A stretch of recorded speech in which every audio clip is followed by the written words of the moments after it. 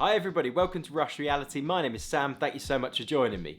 Now my PlayStation VR 2 has been a fantastic addition to my setup. I've genuinely loved my time playing with it, which has made me think, is there anything I could add to it that would improve the experience? So I've been perusing the accessories.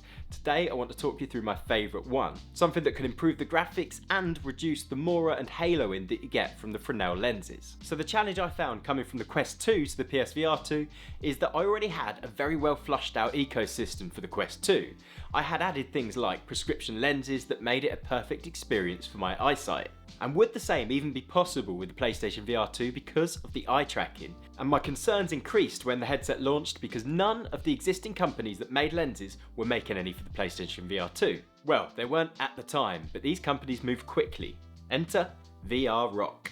VR Rock are the same company that I use for the lenses on my Quest 2, and I know I can count on them and I know I'll get a really good experience. So why would you want some lenses? Well, if you wear glasses or contacts, then you're going to want the best fidelity you can get when you're wearing your VR headset. Wearing contacts is possible, but it's not advised. When you're so close to a screen, it can dry them out and make them uncomfortable. Similarly, wearing glasses is possible, but it's not a great experience. I actually think the PSVR 2 is one of the best headsets for wearing with glasses, but it's still far from perfect. It's not comfortable and you need to move the screens back to get that perfect vision. Even when worn correctly, you can still get additional glare because they're not made for this kind of setup. In addition to that, the VR lenses come with some coatings that massively improve the experience. They come with an anti-glare coating that, as I said, really impacts that Mora and haloing that you tend to get from a Fresnel lens. The PlayStation VR 2 has some of the worst Mora that I've seen in a very long time.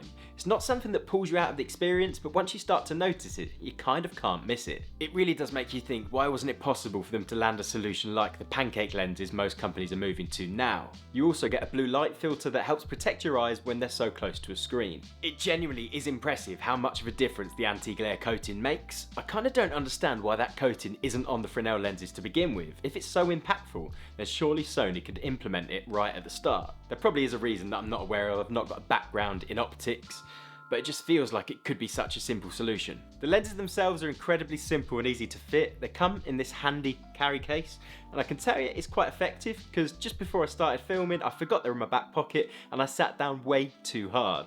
Luckily, the lenses aren't broken.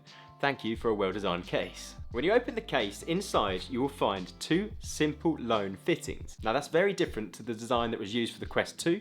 The Quest 2 used an initial mounting ring that was placed around the lenses in your headset, and then you had some magnet mounted lenses that connected to the top. It meant you could quickly take them on and off because of the magnets, but they were a bit fiddly and you had to line them up correct. Now these are much more simple. It's just one piece and it just pushes on directly over the top of your lens. Really simple, you couldn't get it wrong. And it means if you want to share your headset with someone else, you can quickly remove them and it leaves it in the exact same state as it would be straight out of the box. Now there is a downside I need to make you aware of when you're using these lenses.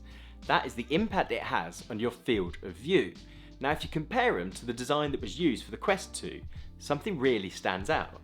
These are a girthy set of lenses. There's probably twice the thickness in the plastic mounting, which pushes them even further away from the lenses that are mounted in your headset. That means when you have them fitted in your headset, you need to move the screen further away from your eyes to account for that space.